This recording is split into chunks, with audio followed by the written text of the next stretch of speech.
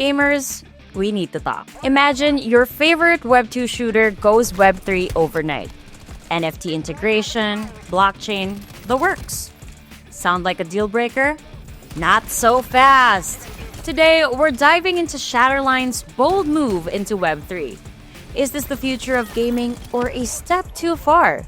Stick around as we dissect the community's reaction and why you should still give this game a shot. With the fury of the crystalline on one side and the madness of Seer on the other, we now have a weapon to fight both. You.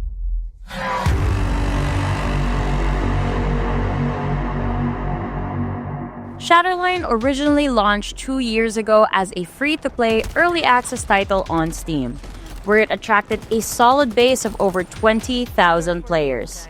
The game was praised for its clean mechanics, precise gunplay, and exciting PvP action. However, things began to slow down as updates came in too slowly, and the marketing didn't keep pace with player expectations. The studio behind Shatterline, Fraglab, is a Ukraine-based indie developer. That info alone should give you a clue as to why these guys faced some struggles with the game's development. Despite their best efforts, these factors prevented the game from maintaining its initial momentum. But then, in a twist of fate, Faraway stepped in. They saw the potential of Shatterline and wanted to ensure it didn't go to waste. In June 2024, the news broke.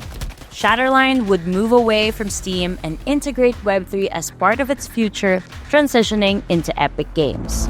They will arrive on wings of fire to remake our world in their image.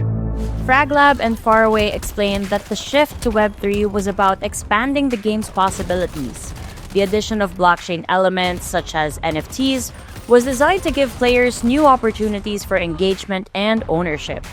Web3 integration also opened up new monetization paths that could sustain the game for long term.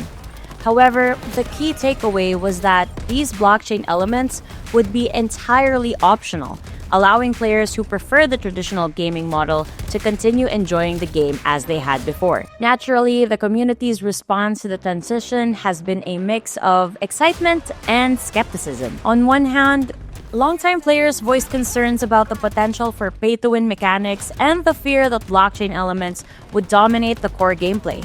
Some Reddit users were vocal about their worries, with many feeling apprehensive about NFTs being integrated into the game. Yes, another game that doesn't exist to me. What the hell? The game was so fun to play when I played it before. I was just waiting for a full release before looking into playing again. I thought the devs being from a struggling country, it'd take some time, but we'd get quality, big yeesh.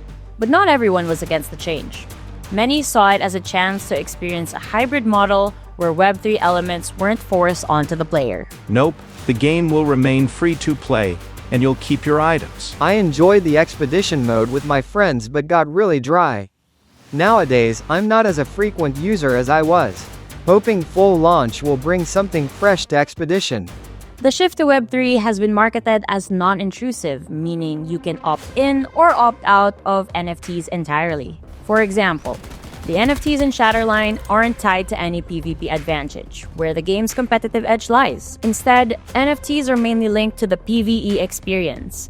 Players can get heavy metal NFTs, which are small drones that assist players in PvE raids. These NFTs provide an extra layer of gameplay without affecting the PvP balance. Now, I know there's a lot of skepticism when it comes to Web3 in gaming, but hear me out. Faraway and Fraglab have made sure that the core experience of Shatterline, from its precise shooting mechanics, movement, and intense multiplayer battles, remains untouched. The blockchain integration is optional and doesn't interfere with the main gameplay loop. This is because it allows both traditional gamers and those interested in Web3 to coexist in the same space. The Web3 features that have been added could benefit dedicated players in several ways. First off, player ownership. NFTs could be used as collectible assets that players own and trade, creating a more personal and engaging experience. Second is transparency and security. Blockchain ensures that all transactions are verifiable, making in-game economies more transparent. And lastly is access to new opportunities. NFTs open doors to cross-game assets and the broader faraway ecosystem where players can explore other Web3 games and NFTs. This model could serve as a bridge for people who are skeptical with Web3 but are still curious about its potential. The beauty of this approach is that if you don't want to engage with any of the Web3 elements, then you don't have to.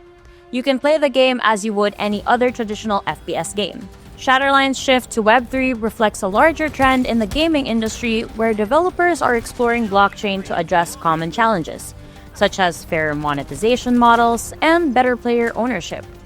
While not every Web3 experiment has been perfect, Shatterline's approach demonstrates that Web3 can coexist with traditional gaming when handled thoughtfully.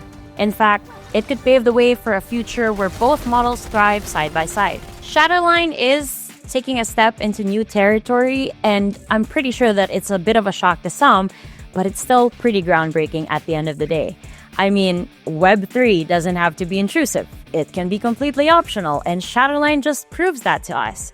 So I think this is the time for us to keep an open mind and support developers who are innovating responsibly while maintaining the fun factor in these games. What's your take on this? Let's keep the conversation going in the comment section, and just try it before you judge is all I'm saying over here. The game does release on December 5th on Epic Games, or by the time that you should be watching this video. But yeah, I hope to see you guys on the battlefield, and I hope you guys give this game a chance. Likeable out. GG's, gamers.